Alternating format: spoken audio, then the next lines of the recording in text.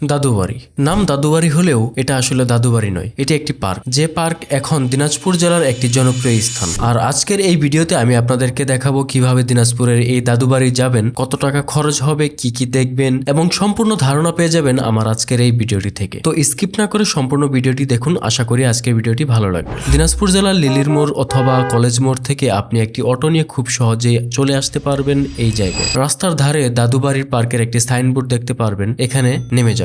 এরপর একটি ছোট রাস্তা ধরে একটু সামনে যেতে হবে, আর এটা হচ্ছে দাদুবাড়ির গেট। ঢুকতেই হাতের বাম পাশে দেখা মিলবে পে স্টেশন, যেখানে আপনাকে একটা টিকিট কাটতে হবে এবং এখানে জনপ্রতি টিকিটের মূল্য রাখা হচ্ছে মাত্র 100 টাকা। এরপর সামনে গেলে আরো একটি গেট পাবেন, যেখানে আপনার টিকিট দেখিয়ে ভিতরে ঢুকতে হবে। আর টিকিট কাটার সময় অবশ্যই আপনাকে একটা কয়েন দেওয়া হবে, এই কয়েনটা এই গেটের ভিতরে ঢুকাতে হবে। এটার ভিতরে কয়েনটা ঢোকানোর পর গেটটা অটোমেটিক খুলে যাবে, এই জন্য একটি প্রযুক্তির ছোঁয়া। ঢুকেই সুন্দর একটা পুকুর দেখতে পাবেন, যেখানে ছোট ছোট বাচ্চারা খেলা করছে। আর একটু সামনে গেলেই পাবেন ফুড কর্নার, যেখানে আপনি বিভিন্ন ধরনের ফাস্ট ফুড পেয়ে যাবেন।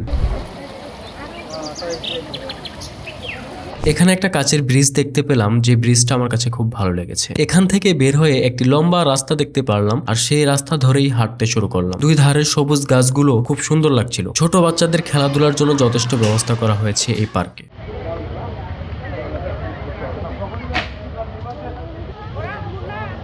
এত সুন্দর একটা জায়গা, এত সুন্দর একটা রাস্তা, কিন্তু এইখানে কোনো মানুষ নাই কেন বুঝলাম না।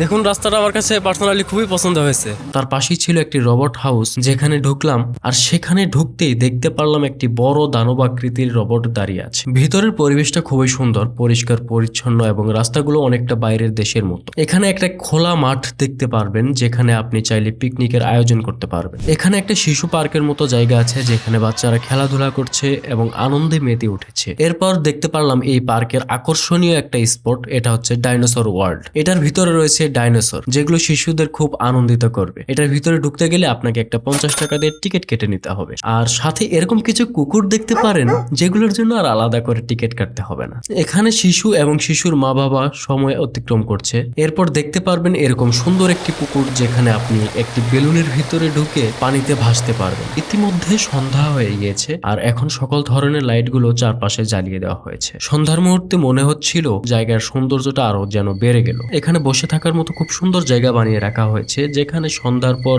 একটি হারিকেন জ্বালানো হয়েছে। এখানে বসে কিছুক্ষণ সময় কাটালাম, আর এই মুহূর্তটা খুবই সুন্দর ছিল। রাত হয়ে যাচ্ছে, তবুও এখানকার ভিড় কমছে না। এখানকার রাতের এই লাইটের সৌন্দর্যগুলোর জন্য আলাদা একটা আকর্ষণীয় জায়গা হয়ে গিয়েছে এটা।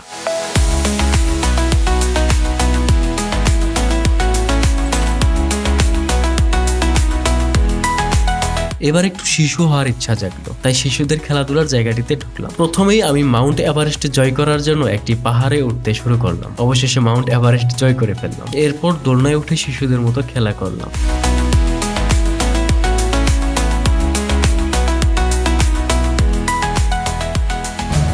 এখন আমি এখানে আছি, ঘুরছি ফিরছি, আপনাদেরকে দেখাচ্ছি।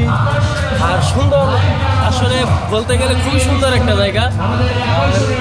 চারপাশে এত সুন্দরভাবে লাইটগুলো দিয়ে সাজানো হয়েছে, খুব সুন্দর লাগতেছে জায়গাটা। অবশ্যই এখানে সবাই আসবেন, ঘুরতে আসবেন ফ্যামিলি নিয়ে, খুবই ভালো লাগবে। রাতের বেলা এখানে গান বাজনার আয়োজন করা হয়েছে, যেখানে ঘুরতে আসা মানুষগুলো খুব ভালোই আনন্দ করছিল।